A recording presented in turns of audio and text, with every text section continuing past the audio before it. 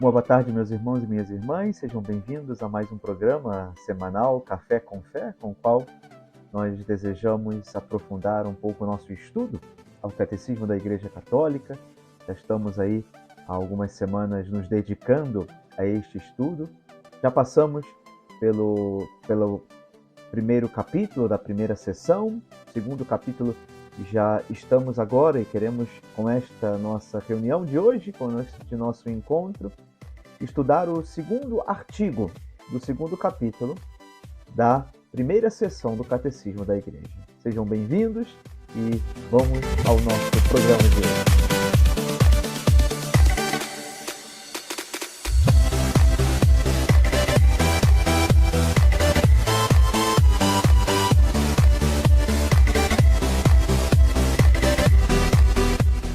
Meus irmãos e minhas irmãs, fomos percebendo nas últimas semanas como o Catecismo foi paulatinamente, progressivamente, nos apresentando, através desta inscrição presente no coração do homem, o desejo, esta relação profundamente associada à nossa humanidade de um desejo de eternidade. O ser naturalmente religioso que é o homem, ser religioso por natureza. Esse desejo de encontrar a Deus, mas que o pecado nubla, deturpa um pouco esta nossa compreensão, esta nossa busca. Portanto, no início deste capítulo 2 da primeira sessão, nós fomos percebendo, portanto, como que é Deus quem vem ao encontro do homem, revelando-se, mostrando-se ao homem, dando a ele também, a nós, homens, possibilidades, caminhos para encontrá-lo, além daquilo que é natural, como marca, impressão digital de Deus na criação, também a própria revelação que em Jesus encontra o seu cume, o seu ápice na pessoa de Jesus, que nos revela o Pai, nos revela a Deus, nos dá esta compreensão do plano da salvação de Deus para conosco, para cada um de nós. Em Jesus encontramos este cume da revelação. E, portanto, a partir de agora, no capítulo 2, mas no artigo 2 deste capítulo, o Catecismo nos coloca diante desta transmissão da revelação divina. Deus se revela, mas como esta revelação chega até cada um de nós? Chega e perpassa as gerações ao longo dos séculos, na história da Igreja. Diz o número 74, vamos hoje estudar do 74 ao 100, os parágrafos de 74 a 100 do Catecismo. Diz o número 74: Deus quer que todos os homens se salvem e cheguem ao conhecimento da verdade.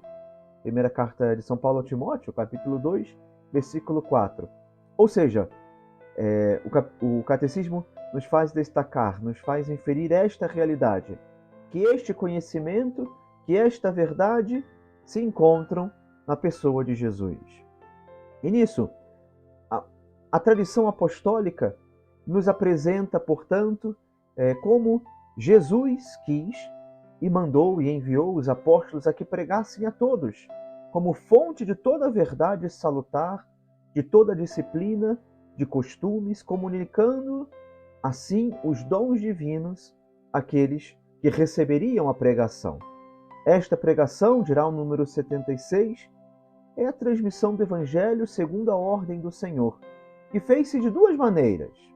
De um primeiro momento, de forma oral, pelos apóstolos que na sua pregação oral, exemplos e instituições, transmitiram aquilo que tinham recebido dos lábios, trato e obras de Cristo e que o tinham aprendido por inspiração do Espírito Santo.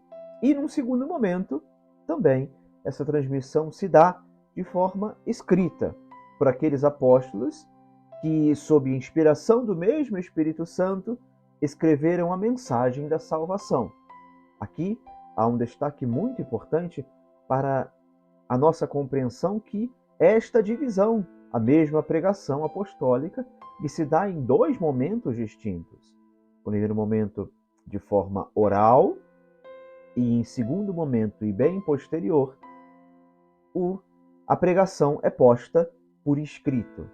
As duas coisas andam em conjunto, mas primeiro vem a pregação oral. Muito do que foi dito, muito do que foi pregado, não necessariamente foi escrito posteriormente.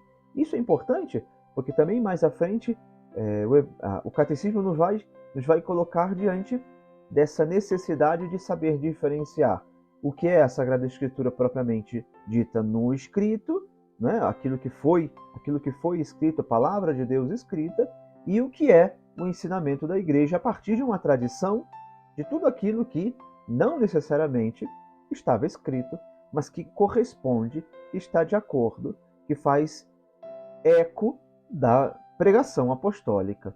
Isso já para nós, embora o número 76 seja uma pequena introdução, já nos deve falar profundo ao coração sobre aquilo que, futuramente, mais à frente, o catecismo nos há de destacar. Continuada na sucessão apostólica, esta pregação apostólica se exprime de modo especial nos livros inspirados. Devia conservar por uma sucessão ininterrupta até a consumação dos tempos. Nos dirá a Constituição Dogmática Dei Verbo, no número 8, que o Catecismo faz citar no número 77, no parágrafo 77 deste segundo artigo. Esta transmissão viva, realizada no Espírito Santo, denomina-se tradição, enquanto distinta da Sagrada Escritura, embora estreitamente ligada a ela. Aqui, meus irmãos, está um ponto fundamental para compreendermos também o que, infelizmente, de certa forma, algumas denominações cristãs defendem de forma contrária àquilo que era o caminho natural da Igreja. Quando se defende essencialmente, excessivamente, a tradição escrita, a Sagrada Escritura, como único meio de conhecermos a pregação apostólica, corremos o risco de limitar tudo aquilo que o Senhor mesmo quis nos ensinar e confiou aos apóstolos que transmitissem às gerações futuras. Portanto, a Igreja defende que, junto com a Sagrada Escritura, que são os livros escritos, existe e é de fundamental e de extrema importância considerar a própria tradição. A tradição que, como víamos nos números anteriores, é e parte daquela pregação oral e não necessariamente depois recompilada nos livros que apóstolos e varões apostólicos colocaram por escrito. A relação entre a tradição e a Sagrada Escritura é de estreita união, de íntima união. A tradição sagrada, dirá o número 80, e a Sagrada Escritura estão intimamente unidas e compenetradas entre si. Com efeito, derivando ambas da mesma fonte divina, fazem como que uma só e tendem fazem como que uma coisa só e tendem ao mesmo fim. São duas formas, portanto, de transmissão. Formas distintas, mas da transmissão da mesma verdade. É fundamental o número 81. A Sagrada Escritura é a palavra de Deus, enquanto foi escrita por inspiração do Espírito Divino. Disso não temos dúvida. Disso nós não colocamos nenhuma dificuldade. A isso nós não colocamos nenhuma dificuldade para a nossa compreensão. Porém, continua o número 81. A Sagrada Tradição, por sua vez, conserva a palavra de Deus, confiada por Cristo Senhor e pelo Espírito Santo aos apóstolos, e transmite-a integralmente aos seus sucessores, para que eles, com a luz do Espírito da verdade, fielmente a conservem, exponham e difundam na sua pregação. Ambas, portanto, devem ser recebidas e veneradas com igual espírito de piedade e de reverência. É preciso distinguir desta tradição as outras tantas tradições teológicas, disciplinares, litúrgicas, devocionais, A tradição com letra minúscula, essas pequenas tradições, são diferentes da tradição com letra maiúscula, a tradição que recebemos vinda da pregação apostólica. Essas tradições de letra minúscula, que nascem no decorrer do tempo, ao longo da história da Igreja, constituem formas particulares, sobre as quais a grande tradição, a tradição com letra maiúscula, recebe expressões adaptadas aos diversos lugares e às diferentes épocas. Em outras palavras, essas pequenas tradições são válidas, são importantes, enquanto expressam, encaminham o nosso coração para a compreensão da grande tradição, da tradição com letra maiúscula, que recebemos dos apóstolos. Essa grande tradição, esta com letra maiúscula, sim, é que junto com a Sagrada Escritura constitui, portanto, esse caminho do conhecimento da revelação que, ao longo dos tempos, vem perpassando pela história. A interpretação da herança da fé, esse depósito da fé que é contido na tradição sagrada e na Sagrada Escritura, foi confiada pelos apóstolos ao conjunto da Igreja. Desse modo, a atuação e profissão da fé transmitida deve haver uma profunda correspondência, especial correspondência dos pastores e dos fiéis. O chamado depósito da fé, que guarda, que deposita, que custodia toda esta pregação que, desde os tempos apostólicos, a Igreja vem conservando e transmitindo ao longo das gerações. O magistério da Igreja tem o encargo de interpretar autenticamente a palavra de Deus escrita ou contida na tradição. E este encargo foi confiado só ao magistério vivo da Igreja, cuja autoridade é exercida em nome de Jesus, isto é, aos bispos, em comunhão com o sucessor de Pedro, o bispo de Roma. Este número 85, também ele é de especial importância ao nosso estudo deste artigo 2º, do capítulo 2º, da seção 1ª do Catecismo da Igreja. Por quê? Porque ele coloca diante de nós aquela verdade que já antecipamos. A palavra de Deus escrita, ela nasce no seio da Igreja. E, portanto, a interpretação dela, à luz da tradição, à luz da pregação apostólica, ela cabe de modo especial à própria Igreja. Esse magistério vivo da Igreja, cuja expressão são os bispos unidos ao sucessor de Pedro, a eles, a esse magistério em especial, é confiado a possibilidade, é confiado o encargo de interpretar autenticamente a palavra de Deus.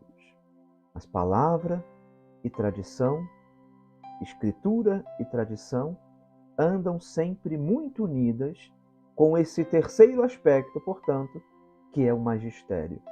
O tripé com o qual chega até nós esta pregação: Escritura, tradição e magistério. Escritura, Sagrada Escritura, tradição e magistério. Todavia, este magistério não está acima da palavra de Deus, mas sim ao seu serviço, para elucidar, para explicar, para tornar presente, para fazer viva e atual a palavra de Deus nos nossos tempos, na pregação da Igreja. Diz o Senhor no capítulo 10 de São Lucas, do Evangelho de São Lucas: quem vos escuta, escuta a mim. Quem recebe com docilidade os ensinamentos, portanto, e as diretrizes dos pastores a quem o Senhor confia esta missão, de diferentes formas, sobre diferentes formas se dão ao longo dos tempos, esses estão recebendo, estão escutando o Senhor, esses estão ouvindo a sua voz, esses estão buscando seguir também os seus passos. A partir do número 88, o Catecismo nos traz, de certa forma, a realidade de uma certa graduação no elenco das verdades de fé. especial os dogmas, quando o magistério da Igreja, fazendo pleno uso da sua autoridade que recebeu de Cristo, define algum dogma, quando o propõe, de modo que leva o povo a esta adesão irrevogável da fé, está executando, está tornando, colocando em ato esta autoridade que recebeu de Cristo. A interligação e a coerência dos dogmas podem e devem encontrar-se de modo mais amplo no conjunto da revelação do mistério de Cristo. A Igreja, portanto, quando propõe um dogma, quando define um dogma, não está inventando uma realidade nova de fé. No fundo, ela está colocando em ato aquilo que recebeu como autoridade de defender, de guardar, de ser guardiã e custódia desta verdade de fé a partir dessa autoridade que recebe de Jesus, passando ao longo da história pelos apóstolos. Portanto, o dogma é uma definição a se perdurar ao longo dos tempos, ao longo dos séculos, embora a explicação possa ser melhor adaptada ao longo da história da Igreja. Em outras palavras, o dogma ele é unitário, ele é único, é uma verdade de fé. Ao longo dos tempos, conforme a compreensão sobre determinados termos, sobre determinadas realidades, vai sendo modificada na consciência dos fiéis, as explicações sobre o dogma até podem ser melhoradas, podem ser modificadas, podem ser melhor explicitadas, embora a verdade de fé, a unidade que se dá no conjunto das verdades de fé, ela permanece unitária, permanece única a partir do que foi definido dogmaticamente pelo Sumo Pontífice, pela Igreja ao longo dos séculos. Esta interligação e coerência deve se encontrar, portanto, na revelação do mistério de Cristo. A totalidade dos fiéis não pode enganar-se na fé.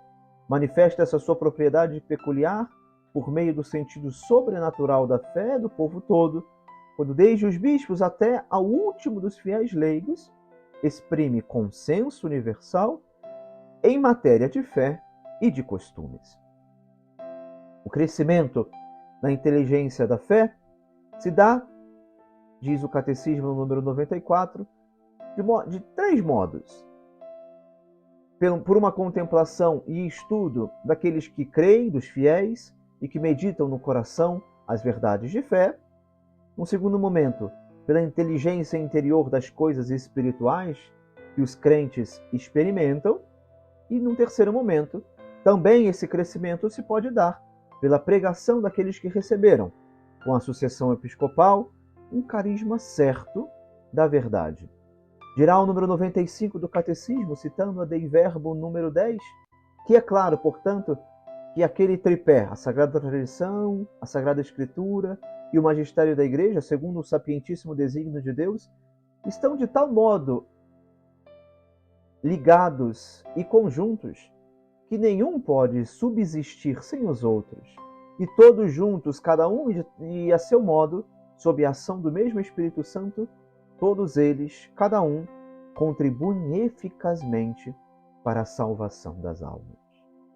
A partir do número 96, fazemos o resumo deste segundo artigo que passo a leitura a partir de agora. O que o Cristo confiou aos apóstolos, estes os transmitiram pela sua pregação e por escrito, sob a inspiração do Espírito Santo, a todas as gerações até a vinda gloriosa de Cristo. A Sagrada Tradição e a Sagrada Escritura constituem um único depósito sagrado da Palavra de Deus, no qual, como num espelho, a Igreja peregrina contempla Deus, fonte de todas as suas riquezas. Na sua doutrina, vida e culto, a Igreja perpetua e transmite a todas as gerações tudo aquilo que ela é, tudo aquilo em que acredita. Graças ao sentido sobrenatural da fé, o povo de Deus, no seu todo, não cessa de acolher o dom da revelação divina, de nele penetrar mais profundamente e de viver dele mais plenamente. Por fim, o número 100. O encargo de interpretar autenticamente a palavra de Deus foi confiada unicamente ao magistério da Igreja, ao Papa e aos bispos, em comunhão com ele. O Senhor esteja convosco, Ele está no meio de nós. Abençoe-vos Deus Todo-Poderoso, Pai e Filho e Espírito Santo. Amém. Muito obrigado pela paciência dos senhores nos acompanhar até aqui. Esperamos nos encontrar semana que vem para o terceiro artigo deste capítulo 2, concluindo este capítulo 2 da primeira sessão do Catecismo.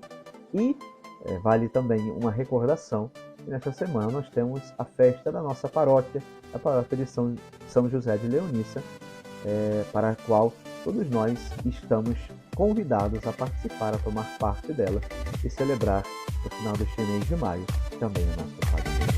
Deus os abençoe e vos guarde a todos.